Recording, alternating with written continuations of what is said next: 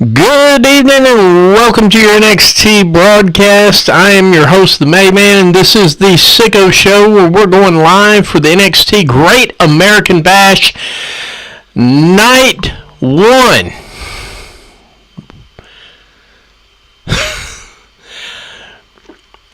I want to show by saying, how's everybody doing tonight? I think I'm doing pretty good. I'm just popping in here to test this out, see how things are going.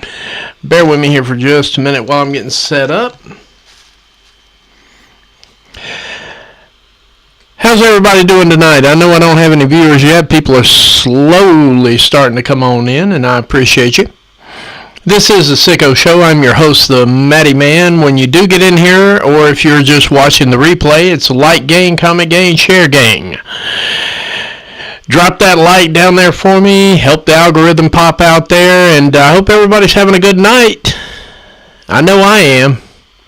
I am quite happy. Happy tonight. I gotta tell you, every once in a while, every once in a blue moon, WWE gives me something to actually get excited about, and here we are with the Great American Bash concept came up with by Dusty Rhodes back in the early 80s, about 86, so it's not really that early, but that's the namesake for this show, and this is only night one, folks. Only night one. I do see I have a viewer in here now. Thank you. Thank you very much. Like gang, comment gang, share gang. We're going to get right into it here in just a minute. I want to give people a couple of minutes to get into the stream, see if we pick up a couple more viewers before I get started. That way I don't have to circle back. But anyway, we don't want to run till midnight, 1 o'clock in the morning, so let's go ahead and get it started, and I hope everybody's having a good night, and wow.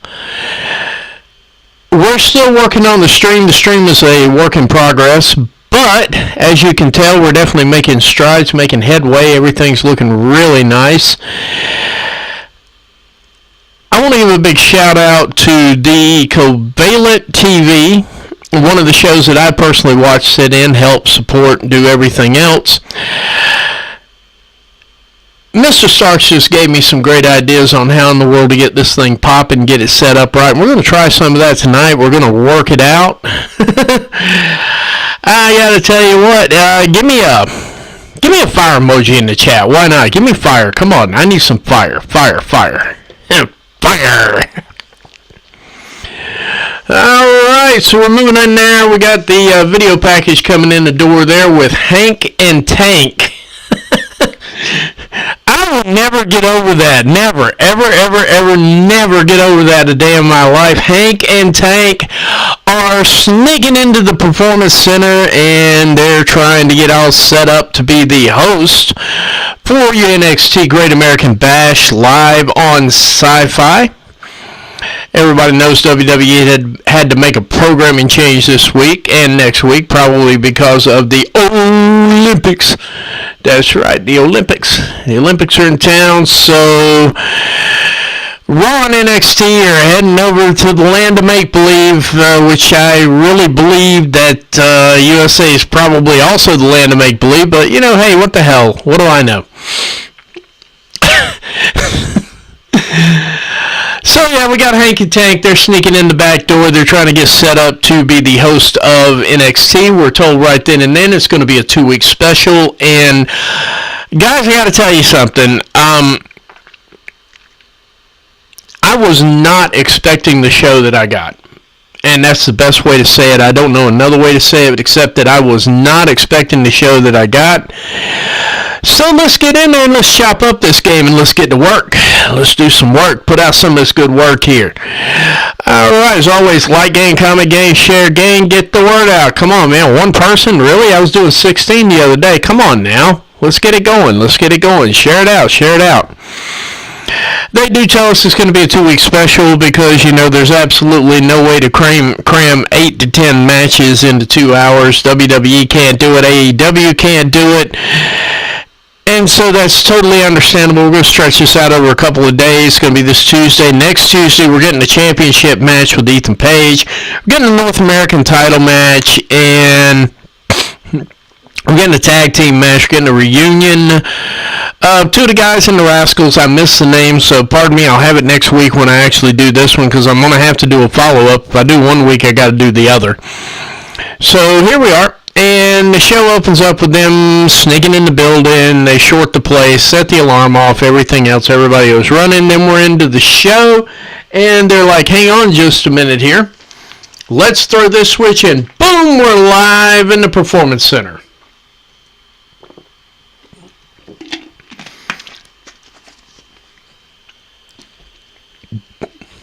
Show opens up with Isla and Elba, the Unholy Union, against Metaphor with Lask, and I'm not even going to try that name right now, for the WWE, not the NXT, the WWE Women's Tag Team title. One thing that I realize, and I say this all the time in all of my shows, and I'm going to continue to say it because tonight is actually a live example of what happens when you start right. Automatically, there was enough chemistry there to fill up an entire semester in college, and it was very high. It had great match flow. They were rolling through this thing. They had I do believe we had at least 6 to 8 near falls in this match. Back and forth, had a couple of near falls, something called a Meta 3. And I want to be honest with you, I don't watch a lot of NXT. I do watch some of the shows. It depends on where I'm at, what I'm doing. Most of the time I catch the replay right before the pay-per-views, or the please, so I can keep up with what's going on in the show, because I will watch the shows. Just not as seriously as I normally would in other scenarios, Rampage. And there's nothing wrong with that. I mean, NXT traditionally has not been my show. I haven't really enjoyed watching developmental talent unless they've got somebody down there that I'm particularly interested in. And in this case, lately, the people I'm particularly interested in have already been called up, so I'm trying to get used to it again. There's Carmen Petrovich, there's Lola Bice. WWE does not deserve Roxanne Perez, but I'm going to say that every time I'm on a stream about NXT, because Roxanne Perez, in my estimation, ready to be called up. She could about go anywhere she wants to, and at her age, that is entirely great. That woman is going to retire rich, famous, and in several halls of fame. Not even playing. Yeah, she's the real deal. But anyway, we're in the middle of this thing here, and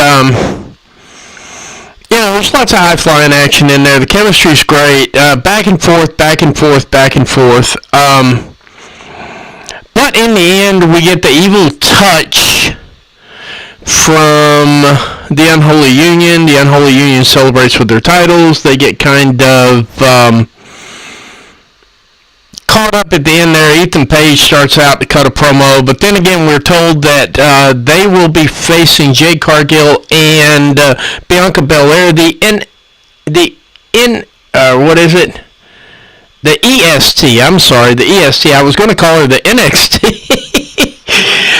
But let's try the EST and Jade Cargill live on SmackDown Friday night going into SummerSlam. That's going to be one of your SummerSlam warm-up matches. And we got to have a tag match there anyway, because we're not going to have one at SummerSlam this year. And that in and of itself is sad, but that's a whole nother show coming Sunday. By the way, check me out on Sunday. We're going to have the Flower Shop, and then we're going to have your Collision and SummerSlam matchup. We're going to be following that up on then. But yeah, I mean, Ethan Page is out, and he's sitting there doing his thing, and he's doing his talking. I'm not even, he cuts a promo on, I'm going to mess this guy's name up, Oro, and he walks up to him with the NXT title, and he says, this is the best look you're going to get at the NXT title. So Oro takes exception to that, gives him a swift kick, rolls him up, and Lash pops down for the 1, 2, 3. Of course, that's not official, but Oro's just letting the ego know that he is only just one step away from that 3-second drop for the title. And then we get a promo for Cedric Alexander and crew with Shawn Spears having a conversation with what was his name? Guy. I'll catch it on the end there on the match. I did write it down for the other match. They were having a conversation about how he was not ready yet. He said he was, etc., etc. A little light pushing, etc., etc. We get a match for later on. Meanwhile, back in the ring, we have the Heritage Cup with Tavion and Tony. Hang on a minute here and make sure. Yeah, Tony, I get it. God, they got so many people going in there. This match was off the freaking chain. Now, a lot of the Heritage Cup matches generally are, because they're split up in 2 or 3 sessions, and there's a little bit of dramas times 3. In this case, it was a little bit of drama times 5, which is fine with me. I could live with that. So Tony and Tavion go back and forth, and I'm going to tell you something right now. One thing I discovered tonight over that was that even though the rounds are 3 minutes, to be real, that 3 minutes feels like 30. Tavion has an amateur background. Tavion says he has an amateur background. Of course, Tony does. It's going to be an interesting match. That was the promo before the match. Indeed, Tavion and Tony actually have amateur background experience, which made this match really interesting because there was a lot of back and forth, and no pun intended, there was a lot of catch as catch can maneuverable wrestling there. And so there we are, back and forth, into round 1, we come up 0-0. Very good. It was a very good use of all 3 minutes of it. There was not any really what I call rest periods or wasted time in between it. But nevertheless, we move on into round 2. And once again, we're going to 3 minutes, etc., etc. And Tony and Tavion are putting on a clinic of pure mat wrestling. So I'm already watching this like, all right, who are you and what did you do with Shawn Michaels and Triple H? Because these matches are actually good. The first match was pretty good. It's good warm-up, good chemistry, and so on and so forth. Then we move right into this match. And believe it or not, 2 amateur wrestlers that actually do have chemistry in the ring. They are telling really good stories too, by the way.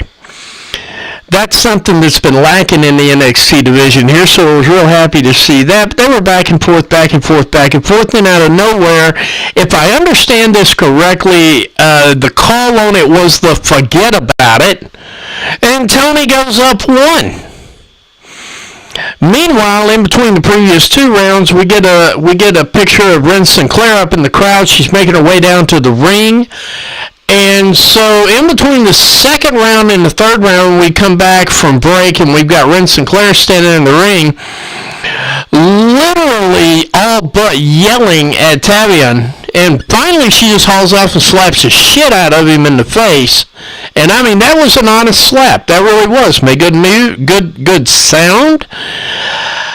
But yeah, she literally slapped the shit out of him, and he turned into the Tasmanian Devil, comes into that round, goes absolutely bat-crap crazy, and picks up a win on Tony.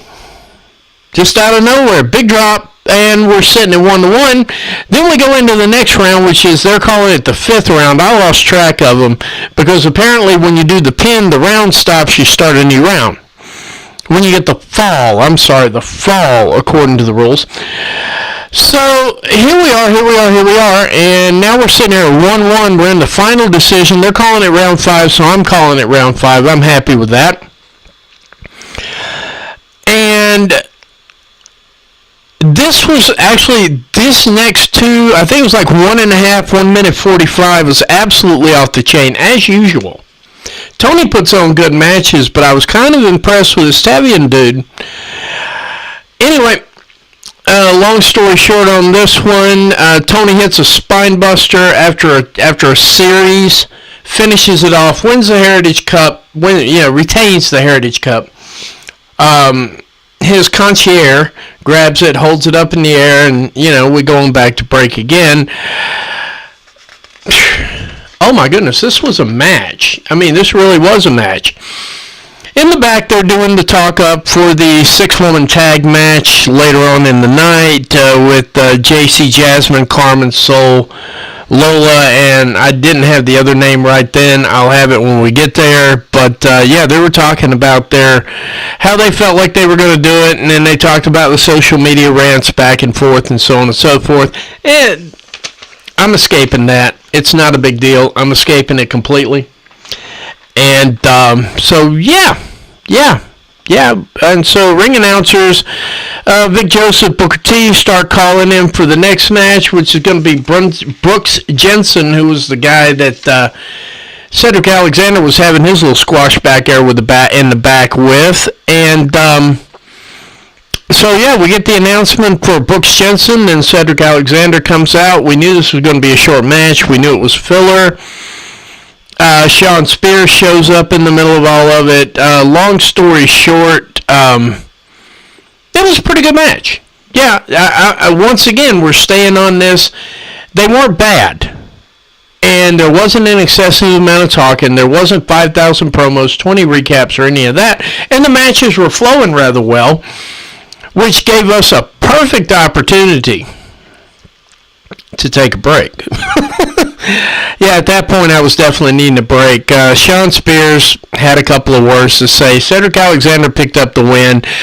After that, we get a promo from Javon, because, he bouncy. Anyway, after that, we get Joe Hendry. Just a reminder, Joe Hendry's going to come out and sing I Believe in Joe. No, he's not going to sing that, but he, it's kind of stuck there. Joe Hendry. I said his name, he still hasn't appeared.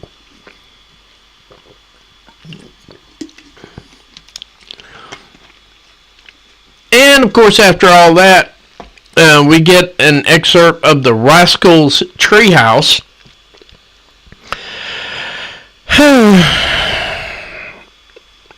I hope they're going somewhere with this. Obvious filler. Not totally escaping it because it seemed to have a little bit of energy, seemed to have a little bit of an up feel to it, so to speak. So I'm going to let the Rascals rascal. Anyway, 2 of them are going to be taking on the NXT Tag Team Champions next week in the Great American Bash Night 2, which I will be covering that if I can get off the road in time. Oh, excuse me. I had to sneeze. So, anyway, as we're moving on, let's see here. We come back out to I Believe in Joe Hendry. And Joe Hendry shows up to do the Joe Hendry concert. Oh. Okay, he's got a voice, guys. He's got a voice. I know it's filler. I'm holding my breath on this one, hoping it's going to work out right. When the Gallus boys show up, and they proceed to give him the guitar shot, wow, I've got the sneezes all of a sudden. They proceed to hit him in the head with, oh, thank you, sir. Thank you, brother. I can't read it all, but I'm looking at it. Thank you, sir. Thank you. The sportainment guy. Yes, sportainment guy. Sorry, I know I'm gonna screw that up. Thank you for showing up. Like gang, comment gang, share gang. Put it out there if you can. All views are appreciated, especially since this was a pop-up stream. I didn't really announce it that much, but I really appreciate it a lot. Anyway, we're back there. Joe Hendry singing. Gallus boys show up. They hit him in the head with the guitar, stomp the guitar, kick it out, throw all the stuff out. Wow, tonight is really crazy. Sorry about that. And we get the notion that Joe Hendry's going to have a match in Night 2. And sure enough, later on, we do find out that he's having a match in Night 2. This is going to be a relatively short stream tonight, guys. Not going to be as long as the one that I'm doing on Sunday. So if you want to, check me out on Sunday as well. I'm going to be doing a flower shop with we're going to be covering, so to speak, the career of Karrion Kross, who actually follows me on most of my platforms, and I hope he likes it. I know I'm going to like it. I'm enjoying putting it together. But anyway, so Joe Hendry gets his ass kicked for a couple of minutes. Hank and Tank are in the back with Roxanne Perez. They got jokes. I'm escaping that. So done with that. In an unannounced match, at least unannounced to me, because as you can see in the stream right here, I've got the match card flowing there. So an unannounced match for me was this scenario with Kendall Gray and Carter Bright, with Carter Bright against Jada Parker from OTM. Wow. Like I said, I don't know what you guys did with Shawn Michaels. Y'all can let Shawn Michaels out of the trunk now. The matches are over with. Whoever booked this show tonight, I'm sure I'll go and find out here eventually. Holy shit. WWE killed it again. Kendall Gray has got moves, got skills. Of course, Jada Parker does too. It's obvious that Kendall Gray is an amateur, but God almighty, who picks up a full-grown man and throws him? I mean, I realize, guys, I know wrestling is a predetermined sport.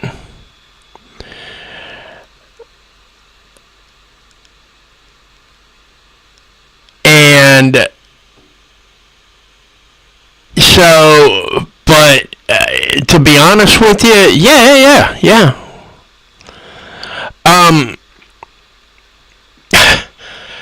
Somebody's got to cooperate, and the man still weighs good over $2.5 or pretty close to $2.5. So, yeah. Kendall Gray, y'all need to get her moving. Y'all need to get her moving quick. Hey, Triple H, y'all need to get her moving. She's got skills. She's got it. Now, I realize she's an amateur. I realize she's just getting started out. But some of these wrestlers, you can actually look at them and go, oh, yeah, that one's going to be good. And unless anything stupid happens, like if she breaks her back or something like that, like some of the other guys have done in the past, Kendall Gray's got a promising career, and I was thoroughly impressed. Crisp, clean, she hit her marks. She hit her spots in the ring. Why does my phone blow up right when I'm getting ready to do a stream? Sorry, guys. But in reality, I knew just looking at it that I knew who the winner was going to be, but still, it was fun to get there. And very few matches these days, at least on the NXT level, leave me with, this is going to be fun getting there. I have an idea who's going to win. Obviously, it was going to be Jada Parker. But how they got there was absolutely interesting. Kendall Gray has an amazing moveset. I'm surprised they don't have her down yet to the 5 moves and all that, which that's totally fine. I can live with that. But yeah, Parker picks up the win here with a high knee, and we go to break real quick. Then we come back, and we've got JC Jasmine and Talon Henley against Lola Vice, Carmen Petrovich, and Soruka, 6-woman tag match. Killing it. Now, as far as the analysis part of this match, if we're going results-oriented, obviously Fallon and crew picked up the pin. The analysis of this match actually deserves to be talked about just a little bit, if not a lot. Soruka's got a very promising career. Carmen Petrovic's got a very promising career as well, and as does Lola Vice. They keep introducing them as rookies. They're not rookies, but that's neither here nor there. Good tempo, good tempo for this match. Usually when you get more than a tag team full of women, like, you know, you get that fatal 4-way going on like what we got at the last plea, and it just kind of got out of hand, and it just started getting uglier and uglier by the minute. So usually, it's not the women's fault, it's the flow of the match's fault. But at the same time, you're looking at it from the perspective of, I already know all 6 of these girls and how they're going to go. Women, sorry. I thought Soul was off by like a half step, and it showed. And so was Carmen Petrovic, which totally shocked me. Now, Lola was hitting on all cylinders, which made everybody else kind of have to pick their game up a little bit. One thing leads to another.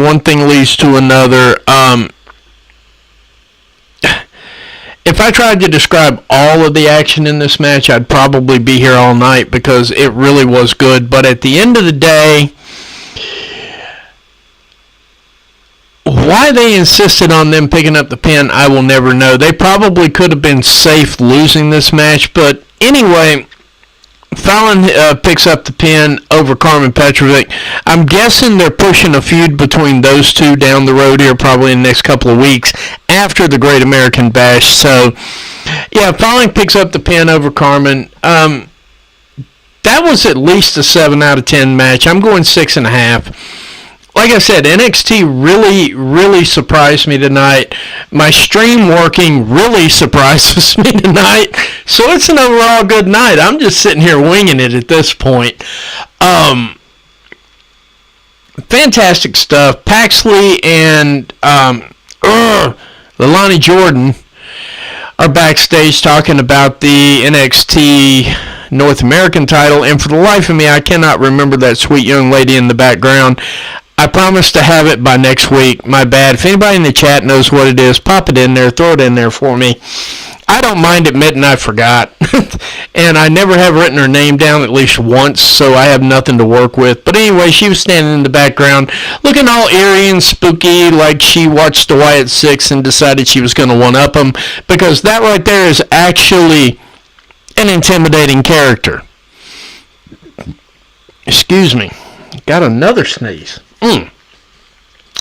Looks like it's going to be Sneeze City tonight, ladies and gentlemen, but thanks for sticking with me here so far. Like I said, pop-up stream, I wasn't expecting that many viewers. I'm surprised I got 4. Thank you all for being here. Thank you for at least humoring me. I really appreciate that. But we're going to get into the main event, and that's where I'm going to spend some time. I really am going to spend some time on this because I started off the stream saying WWE does not deserve Roxanne Perez. I have been saying this for months. Lots of other shows are starting to pick this up and run with it. Roxanne Perez, yes, thank you, Kalani Jordan. I had that one right. The other one is the one out, the one in the back with Paxley. The one in the very back with the makeup and the weird look.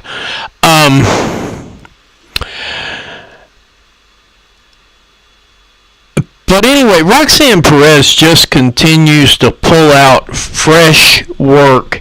Her work is not repetitive. It is not, you've seen one, you've seen them all. This is an actual balanced professional. And that's something we all agree upon across the board. Every stream that I've been in, everybody I've heard, everybody has good things to say about Roxanne Perez, and I do too. And Thea Hale, at around 20 years old, that woman has a future ahead of her. I know Roxanne's set. She needs to be called up. But I understand why they got her down there, to figure out whether she's going to feud with Giulia or Stephanie Vacour. Whichever one comes to NXT is going to be her next feud. They're going to pop that one off correctly, and they better give Roxanne a hell of a send-off for the kind of work she's done with that title, because she is the saving grace of NXT right now, because the men's division's absolutely in the toilet. Now, I say that not as they're bad, not as they don't have the skills, but when you look at that women's division and the developed professionals you've got there, since they've already done the call-up in the men's division's pretty slim pickings. Now, I'm starting to get behind some of the people there, and I understand that, but I I'm going to say it again one more time. WWE does not deserve Roxanne Perez. She put on a clinic of a match, and that's not something that you ever see. Well, you do see it every once in a while, but not on the women's side, and not in NXT, except when Roxanne Perez is in there. Thea Hale comes in with a Kimura lock, and that's her finishing move. I like watching how she does it because she's creative, innovative, way more innovative than Brock Lesnar ever was. Brock Lesnar just kick you in the belly and pop it on you. Nothing innovative about that. She finds new and exciting ways to lock you in that thing and shut it down. So, when I was watching Roxanne Perez started right off with the arm, worked on the arm. That is a lost flipping art in professional wrestling. It's almost non-existent in WWE. Thank you, Roxanne Perez, for actually doing technical wrestling. It has been decades, on average, since you saw wrestlers that actually knew how to work a match in order, etc., etc., etc. She worked that match like it was 1985, and she was working right across from Ric Flair, and her name happened to be Ricky Steamboat. Ricky Steamboat mastered the art of recon. That's the word I was looking for. Recon. Ricky Steamboat was probably one of the best recon wrestlers ever. He could tell you every move you were going to make before you made it. He had chemistry with everybody. So I'm watching Roxanne Perez, and she's literally working this, and she didn't get distracted. Because there was a little bit, guys, there was a little bit of main roster fuckery in the middle of all that, and she didn't get distracted by it. She didn't get caught up in it. She didn't get backtracked in it. She just stayed right there, the arm. Everything. Do this, come back to the arm. You don't have that in WWE, much less NXT. That was by far and away, here comes one more sneeze, guys, I'm sorry. By far and away,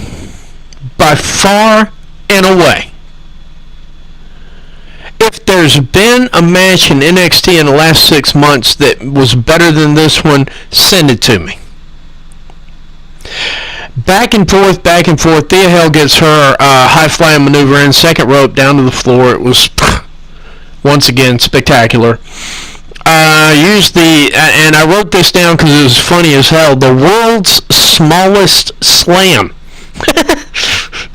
Then, as the match starts rolling up to an end, we get into something called dueling submissions, where we went from the crossface to the Kimura, back to the crossface, into the ropes, roll over into the Kimura, back to the crossface, back to the Kimura, back to the crossface, roll out of the ring, little bit of action on the outside of the ring, back and forth. Guys, this match right here was a technical masterpiece, and I'm saying it was a technical masterpiece because it was. Now, I'm an AEW guy all day, every day, twice on Sunday. I love AEW. I love the way they tell stories in the ring. Not as big a fan of Raw. I do watch Raw, do watch SmackDown, and I will occasionally watch NXT.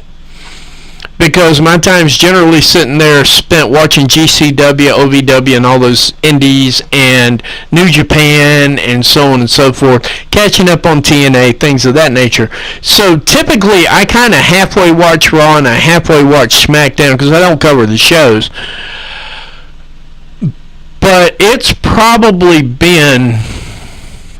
the last time I saw a match this technical, Shawn Michaels was in it, and I'm scratching my head to remember who it was he was against. It was an Iron Man match. It was on television. It wasn't a pay-per-view match or a PLE match. It was literally on television. It was on regular TV. It was a TV match. And Shawn Michaels went 62 minutes. And it was straight technical, back and forth. Shawn Michaels closed that match out. That was the last time I saw a match that was this flippin' technical. If you missed it, go back and rewatch it. Now, I generally don't say that about many women's matches in WWE, period, and I damn sure don't say that very often about NXT. This show tonight was good. I couldn't find a problem with it, and, normally I'm looking at things like that, and I'm trying to figure that part out. I couldn't find a problem with it. I loved it. I'm going to at least give this show, at least for our first half here, I'm at a 7.5, somewhere in that range. Normally I'm at 0, no moment, -10, no moment, so on and so forth. Like I said, y'all can let Shawn Michaels out of the trunk. Y'all can let Triple H out of the trunk. But put him back in the trunk next week, because whoever booked tonight needs to book next week too. So, with that said, this was just a quick pop-up stream, guys. I appreciate y'all showing up. 4 viewers is 4 more than I thought I was going to have, because typically I will tape these things and put them up and pin them to my my page on Facebook. I mean, not Facebook, but on Twitter, X, whatever we're calling it. But I really appreciate this. 4 people, and I got a chatter. Thank you, brother. I can't read those 3 letters in the middle, but I can read the Contreras at the end of it. Thank you, sir. Thanks for showing up. Thank you for liking the stream. Thank you for subscribing to the stream. Subscribers is what I live for. Thank you very much. But we're going to cover night 2 next Tuesday, same time, same place. I was trying to get everybody to bed early because it's a weekday, and it's early for me too. I need to get into bed early myself. So we're going to call it out here, and I definitely... Yeah, that's for all of y'all for showing up tonight. Thank you very much. Good night. Be blessed. Good night, America, wherever you are.